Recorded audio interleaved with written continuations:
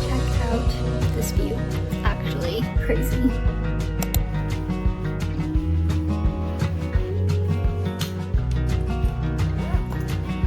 Another fair relationship, guess it's back to situationships, till this old dying soul feels half alive.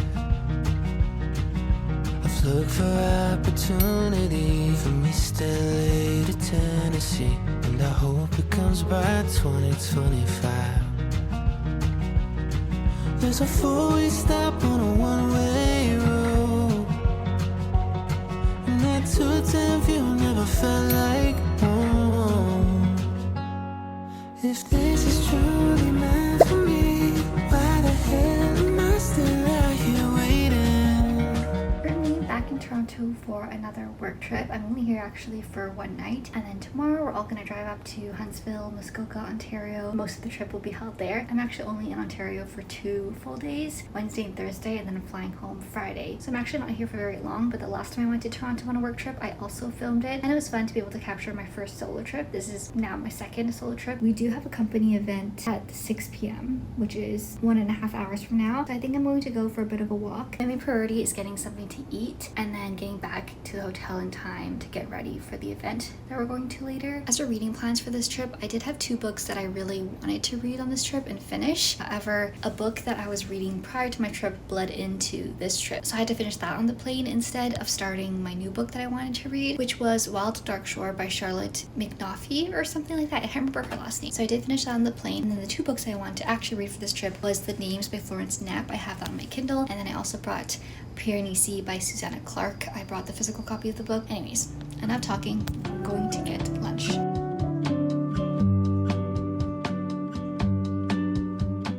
Okay, I just finished getting ready. After I last chatted, I just went to get a sandwich and I was going to eat there, but then I decided to come back. I think I'm going to regret not walking around this area and exploring Toronto a bit more, because last time I was here I stayed in a different hotel, different area of Toronto, so I kind of wish I was able to explore this area a bit more too. Anyway, I don't know if I mentioned it before, but my work has booked out the Rec Room here in Toronto. That's where we're going for the event today. But for those of you who don't know, the Rec Room I think is a Canadian franchise of arcades, and essentially it's like an arcade plus bar. So there's a bunch of arcade games. You can also eat and host events and things like that there. That's my quick update. I think I'll probably give another update when I'm back in the hotel from the Rec Room, and then we can talk about my reading updates as well.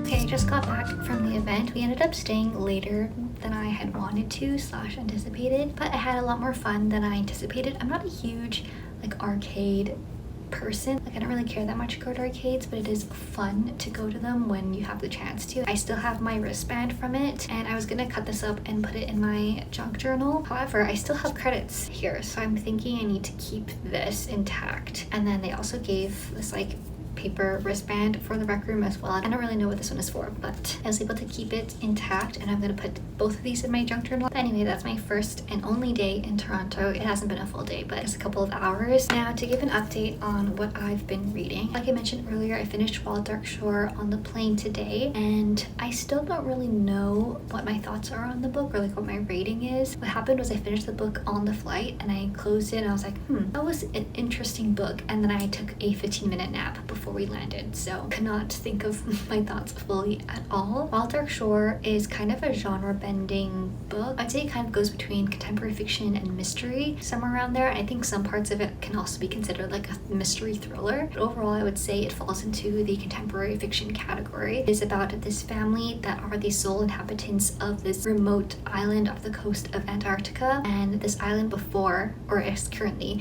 is home to the largest seed bank vault in the entire world. The book doesn't explicitly go into what year, what time kind of period it is, and I think the author did that on purpose, that no matter when you read the book, it is still kind of relevant since published date. And the reason being that the book alludes a lot to climate change and sea levels rising and forest fires and things like that, the kind of natural disaster events that scientists have been warning us about. And I think that aspect of the book is very interesting. It kind of adds a little bit of a science background to the book. I do think that beyond that, this book should be kind of gone into in a blind way if you want to read it. I feel like it definitely made the mystery aspect of it more interesting for me at least, and I felt like I was more compelled to read it. For some aspects of the book that I didn't particularly like, but I would consider them to be mini spoilers. Like, it doesn't spoil the whole plot of the book, but it does ruin certain aspects of the book for the reader, so I'm not going to talk about that, but I will say I did enjoy it and I do recommend it. It's just a very unique writing style and a very unique book. Anyway, that's it for now. Tomorrow I'm waking up bright and early because we are driving up to Huntsville or Muskoka. I actually don't know which city it is in, or if Muskoka is like the region and Huntsville is the actual city that the resort is in, but we're driving up there. It's about a 3-hour drive, and then we're going right into the first activity that we have booked. I picked the paint and sip activity. There was like loads of more physical activities that could be done, like tree trekking, axe throwing, basketball, volleyball, etc. I chose paint and sip, and then after paint and sip we'll be able to check into our rooms, and that's probably going to be the next time I'll actually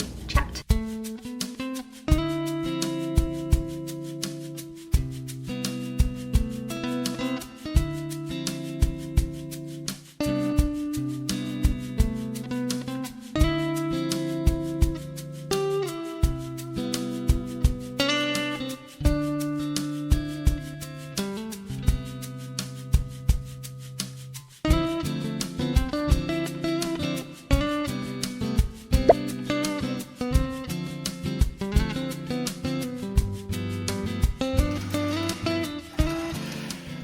Into hotel number 2, which is Deerhurst Resorts. It is in Muskoka or like Huntsville area. I am lucky and fortunate enough to have gotten a lake front view. I've been staring out the window for maybe the past like 10 minutes since I've checked in. Very thankful to have been able to go on this trip in the first place. We had our first activity block, which was paint and sip for me. We had an instructor teach us how to do like a painting landscape, and he basically went over it with us and like gave us tips and tricks and stuff while we were painting. It was very fun. So here's the painting that I did for the paint and sip event. I think I might get ready for a nighttime event, which is cocktail hour and dinner. And we also have like a bonfire and s'mores after. And then before I change into my dinner clothes, I'll probably sit outside for a little bit if possible. Reading update from last night, I did not get very far into either of the books that I wanted to read. I think by the time I got into bed, I was thinking I need to sleep. So I think I read maybe 10 pages of the names. I was going to read Piranesi instead. However, I read the first page and I was like, I'm not in the right headspace or like the right amount of energy to be able to understand this book, and I feel like it deserves my like full attention. I think I'm going to focus on reading the names because I most likely will only be reading at nighttime anyways. I'm not super far into the book, but basically what the names is about is the main character Cora. She has to go register her newborn son's name. I think the book splits off into different pathways, so depending on what she names her son, it'll split off into different like alternate realities, I guess, of what happens when she names her son different things. And when I first heard about this premise, I was very intrigued by it, so I'm very excited to see how the book kind of plays out. I do have to meet my team by 6, which is in 55 minutes. So we'll see what I get up to.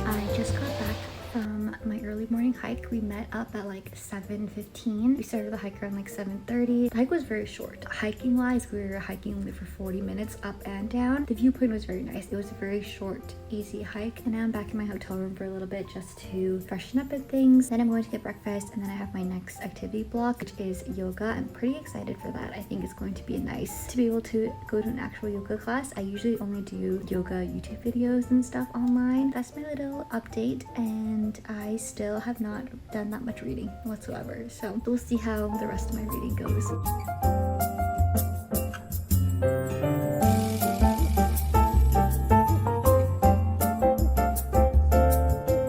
Just got back from my day of activities, or well, it's only 11 a.m. so my day kind of technically just started. I'm hike in the morning. It was at 7:30, so very early my time. That is 4:30 a.m. It was definitely worth it. I think I would have regretted not going if I had saw pictures and stuff.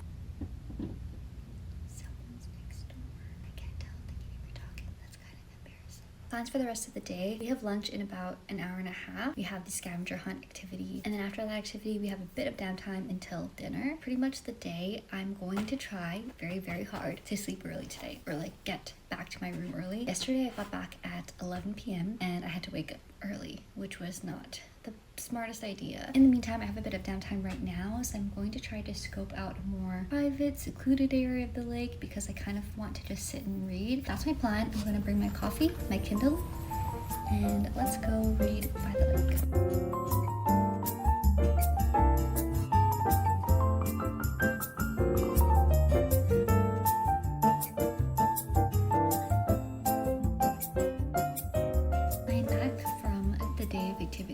I went and sat by the lake, which I think I took a few clips of. That was like the most peaceful I ever felt. And then the scavenger hunt was the opposite of peaceful, and I feel very tired now. Like before, while I was chilling by the lake, that was fine. Scavenger hunt really took it out of me. I might end this vlog on the way home, so this might be the last time that I'm doing a update of sorts, and I'll post my reading updates and reviews for both Wild Dark Shore and the names on Goodreads. I think I might start Piranesi on the plane and just be dual reading Piranesi and the names back and forth. We'll see how that goes, but that's kind of the update I have for now.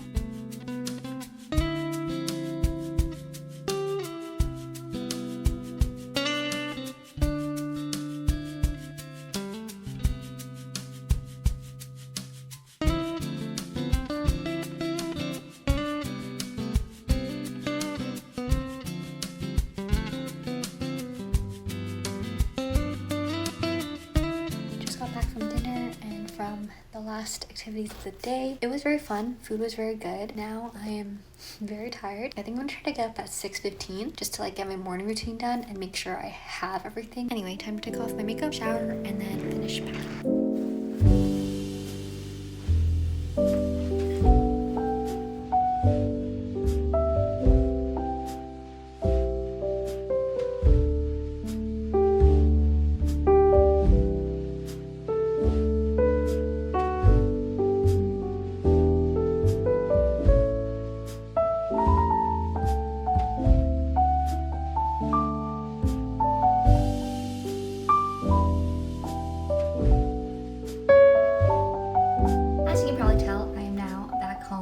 Going to end this video with whatever footage I had from my trip back. However, I really wanted to give a reading update for The Names by Florence Knapp because I ended up giving it 5 stars. Genuinely, I enjoyed reading this book so much, even though it was very sad. There were many times while I was reading this book that I had to put the book down because I was getting a little bit too sad or it was making me feel a little bit too uneasy, but overall the book was so well done, well executed. I can't remember if I gave a description of what this book is about, but essentially it's a literary contemporary fiction about this woman named Cora. She goes to register her newborn son's name at the registrar's office with her 9-year-old daughter Maya. So the first possible name is Bear, which is the name that Maya, her 9-year-old daughter, wants to give her little brother. The second possible name is Julian, which is the name that Cora wants to give her newborn son. And the third name is Gordon, which is the name that her husband wants to give the newborn son. And the reasoning behind that is his name is Gordon and his father's name is Gordon. So it's kind of like a name passed down. And essentially the story splits off into 3 different alternate realities or pathways, I guess, depending on what name Cora registers for her newborn son. And that's kind of what the entire book is. It spans, I think, 35 years. You also quickly learn that Gordon, her husband, is not a very good husband. He has a lot of prestige within the community. He's a well-regarded doctor. A lot of people love him. However, you quickly learn that he is very controlling, manipulative. I would check the trigger warnings for this book because it does have very dark themes. A lot of it is themed around domestic abuse, domestic violence, family traumas, and kind of how those things affect your life growing up. So I'd highly recommend checking the trigger warnings. This was definitely a very emotional read for me. I think within the first few chapters I was already connected to Cora, already connected to the main characters, and I wanted so badly for them to have a happy ending. I would also say it gives a very strong element of suspense throughout the story because you're time jumping quite a bit and you're diverging into different storylines depending on which name I guess you're reading about. You never really know what's going to happen in the next time jump, or you're kind of anticipating what the next time jump is going to be. I will say though that within each time jump, in each storyline, they are kind of doing more mundane things like Like you're learning about how they're growing as people, how they're growing their career, how they're developing their relationships, things like that. It is very day-to-day slice of life almost, and it's kind of a recap of what's going on since the previous time jump, but I was still enticed by reading their day-to-day lives. Like even though it wasn't anything super riveting plot moving forward, I felt like I was getting more connected to their characters, and I think that was